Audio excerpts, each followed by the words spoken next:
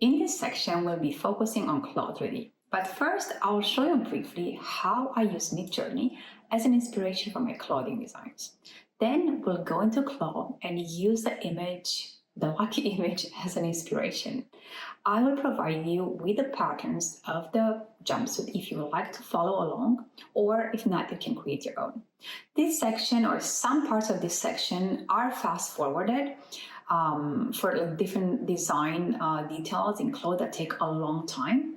But in case you'd like to see the long version and you would like to follow along, please email me on the email below, and I can, if there are many requests, I can definitely link that video to you as well. So let's get started. Basically just type different inspiration details, like loose industrial plastic jumpsuit with buckles and boots, for example.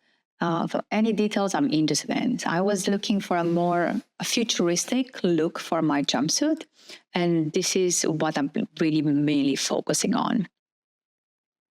After I find the right image, just basically download it and attach it to my Claw screen just to have an idea, an overview on what I'm planning to create.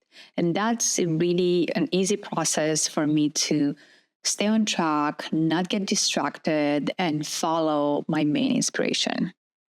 Now let's dive into Claw.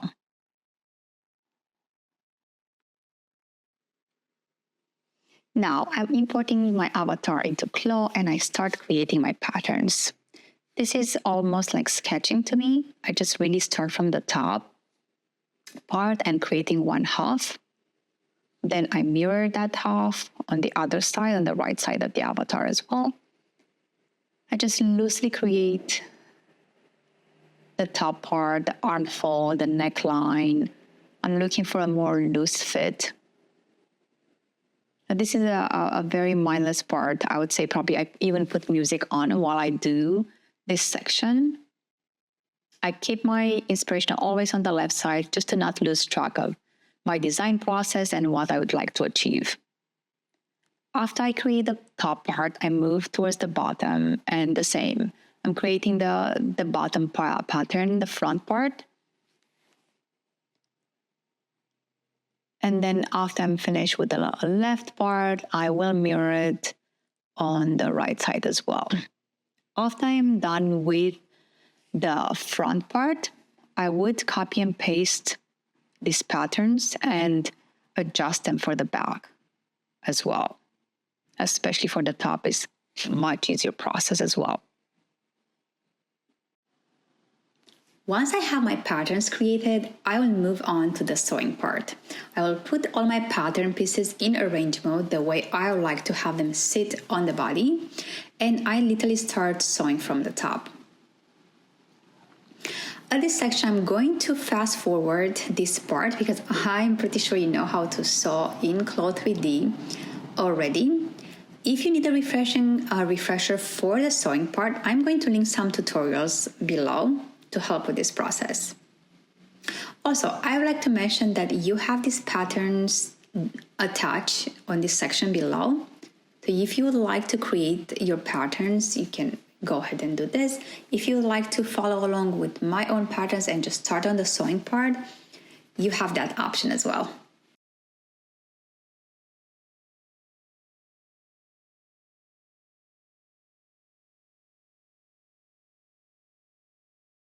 Now I'm going to move on to the simulation part. So once I have sewn everything or almost everything that I needed to, I'm going to simulate. And if you notice, my pattern is falling off one shoulder, and I don't have all the pieces together.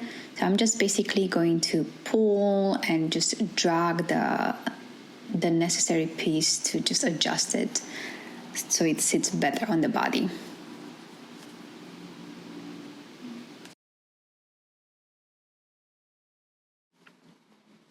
Now, once I have my body, my main body in place, I will move on and add the color. By the way, I forgot to mention that as you can tell, my cloth, my basic body is orange. That's because I clicked right on it and select strengthen. This allows me to have a very controlled simulation. So that's why I actually use it when designing in Clo. Okay, let's move on to this section. So as you can see, I'm attaching the collar part to the base of the neck, in front and the back. I always simulate, so each section, each piece I attach to the body, I simulate and adjust it, so just to make sure it sits well on the body, and it speeds up the process as well, instead of simulating different objects at the same time and having to fix it or start over.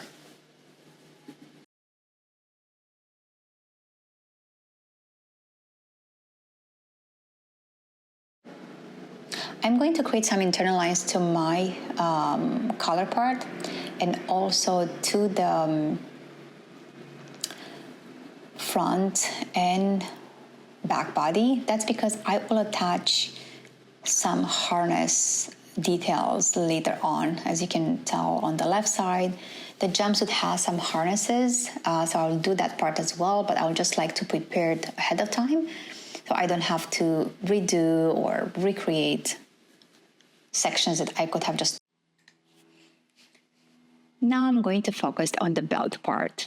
I'm going to attach it to the body and sew the last part and then simulate it. As you can notice, I always keep all my patterns on strengthen.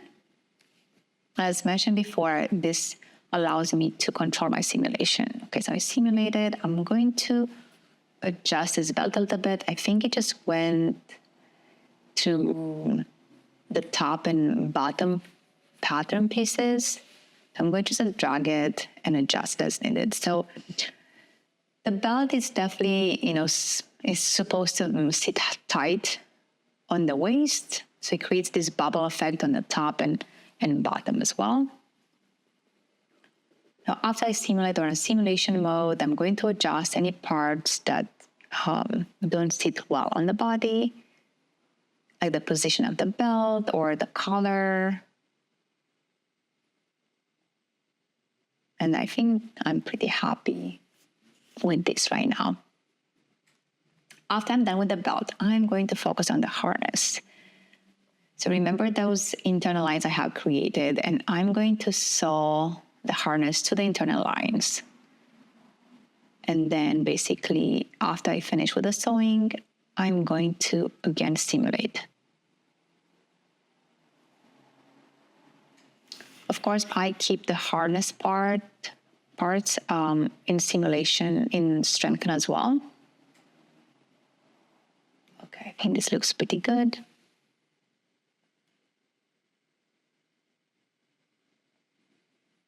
And right now I'm going to create this rectangle shape that's going through the harness part. I will basically attach a different fabric on that rectangle section.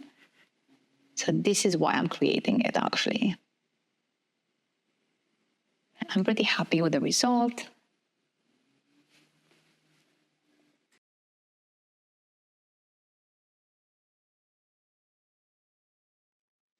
Now I'm going to start focusing on the pockets. As you can tell, I already have the patterns of the pockets created. This part is one of my favorite parts, and I get very detail oriented in creating pockets and small details on and accessories and hardware on the pocket. I have attached the patterns of the pockets below, so if you like to follow along, please do so. From now on, I'm going to fast forward the process of the pocket. It does take quite some time to create. And also, as you can tell, I keep changing the shape. I would like to create this more 3D effect of the pocket. So this takes a lot of labor work to edit all the details. If you have any question, please email me. I have attached my email down below, and you can also join the group attached to this section as well if you need any support or you have any questions as well.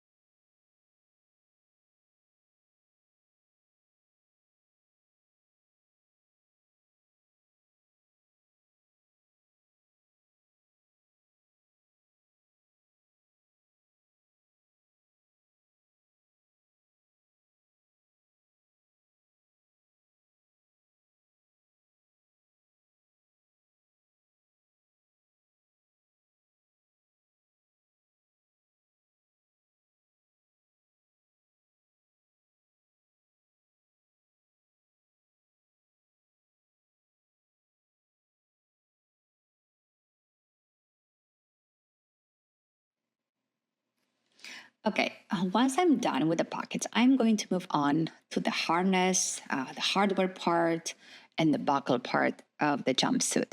First, I will create two rectangles. These two rectangles are going to be sewn together and will hold the buckle in place. Afterwards, I will create a third rectangle that will be longer, and this piece of fabric will be utilized for the import of the buckle, and I will show you the process afterwards as well. Then I'm going to create additional rectangles that will connect to the waistband, to the belt. And then I will basically sew them together, simulate it, and connect to the waistband. All right, that's it. Now let's move to the buckle. So what I do, I just literally Google plastic buckle PNG. I find one that I like, and then I download it on my computer. I open it in Photoshop. I remove the background. I actually manipulated it a little bit. I made it a little bit wider and just download it. In Claw, I will select the rectangle, the piece of fabric I would like to attach the buckle to. Then on the left side, I'll look for my buckle file and add it to the white rectangle.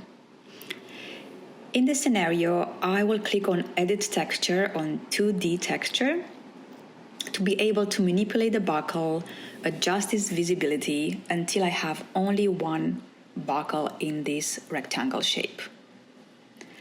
After this, I will use the tools to add an internal line to each side of the buckle. This way I'm able to literally sew this image to the straps of my harness. And then I will go on and simulate. After I created internal lines, I did do the sewing of each buckle side to the straps. I will go on and simulate.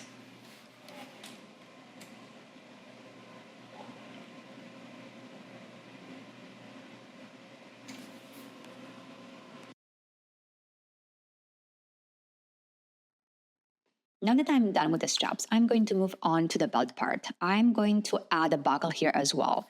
And to make this as realistic as possible, I'm going to create these two additional rectangle inserts to the buckle part. This way it's going to look, I guess, more real, and the connection to the buckle will look more seamless as well. So I'm going to create these two rectangles. I'm going to sew them to the front of my belt, and then I will follow the same exact process for the buckle. I will add the buckle to this rectangle, move the shape. I will advise to recreate the process the same as we did for the harnesses.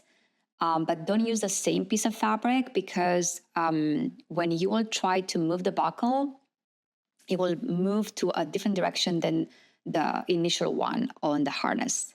So just basically drag this buckle again and redo the process, moving and adjusting the buckle for the belt part. Okay, so I'm going to attach the buckle to the middle, and then also I will create these internal lines on the buckle as well. In addition, I would like to provide a quick tip here. So if you'd like to trace your buckle, you can actually go to select the rectangle of the buckle, then add point with the add point tool on the right side. Then with the edit pattern tool, you can move these points and as close as possible to the buckle. And this way you will avoid having this like hollow gray effect around the buckle. In this way, if you use these tools, you will be able to trace the buckle and have a more realistic image of this buckle. Just wanted to mention in case you want to use it.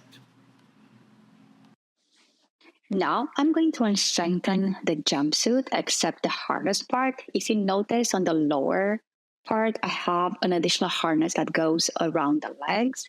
I'm going to discard this. Actually, I don't think it adds any value to the overall look.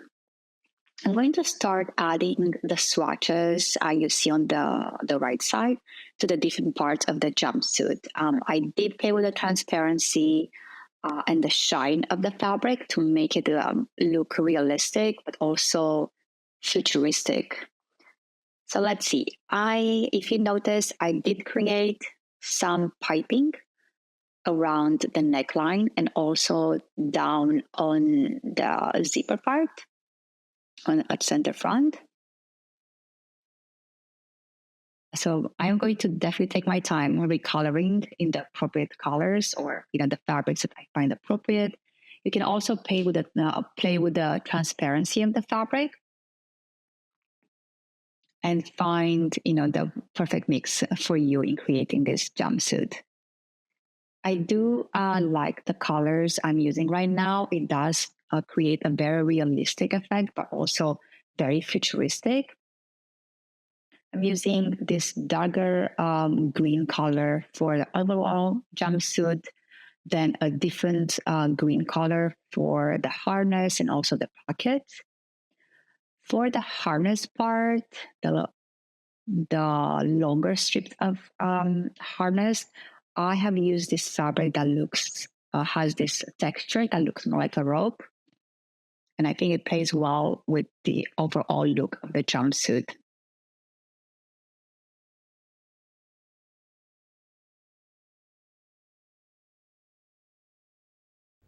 We're at the last section of this course, and this is the part where we put all the pieces together. The avatar, the walk cycle, the accessories, the cloth we created in Cloth 3D. I'm gonna put all this together and render the walk cycle. By the way, in case you have any questions, please sign up to my support group below, and we will make sure, and in less than a few days, we can respond to your questions. So let's get started.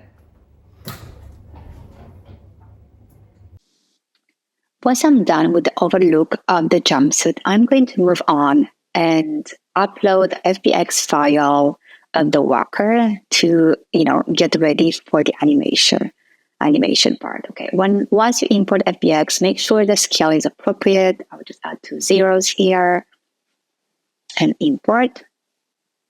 Once it's imported, we'll have to probably adjust some of the pattern pieces to fall correctly on the body. And you can do this in simulation mode as well.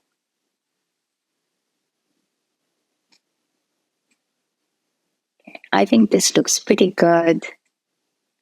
And now I'm going to start recoloring the helmet part, play with the opacity here as well. I think about like 50 to 60%. It looks good and looks connected to the overall look of the jumpsuit.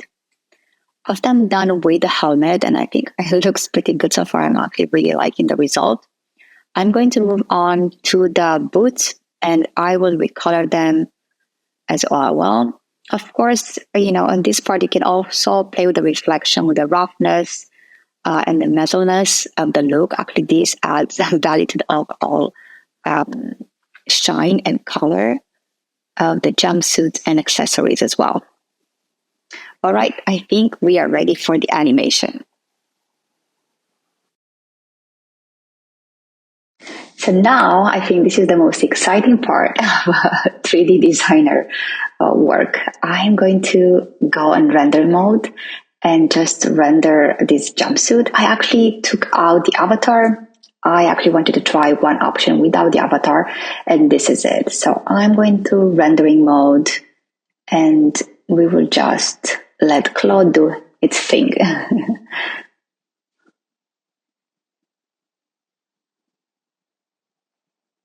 And I think overall this looks pretty good. If you notice, I actually kept my harness at this point in strengthen mode. I moved to animation, and I'm going to play it from the beginning. This is the actual walk we have chosen in Mixamo. And let's see. I think the walk looks pretty great. I do like this look of the walk without an avatar, especially when we have these accessories that are very chunky and heavy as well. Okay, this looks great.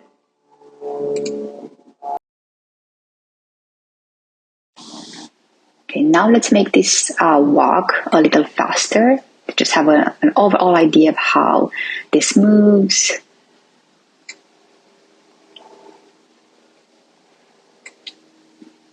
Okay, I think it looks good from the side and also the front on the other side as well, and I'm going to save this. For your reference, I'm going to show this rendering or this animation with the avatar as well, just to have an idea how it looks both ways. It's really a matter of preference. I like it without the avatar at this point, just because of the chunky accessories, but you can do it both ways, of course. All right, and this is the end of our course. I hope you enjoyed watching these tutorials. I did attach a folder with all the patterns and all the other pieces and accessories needed to complete this look. You also have the avatars, the ones from Blender, the OBJ files, and the FBX files uploaded as well. So please let me know what you think, and if you have any questions, my email is down below, and I look forward to hearing from you.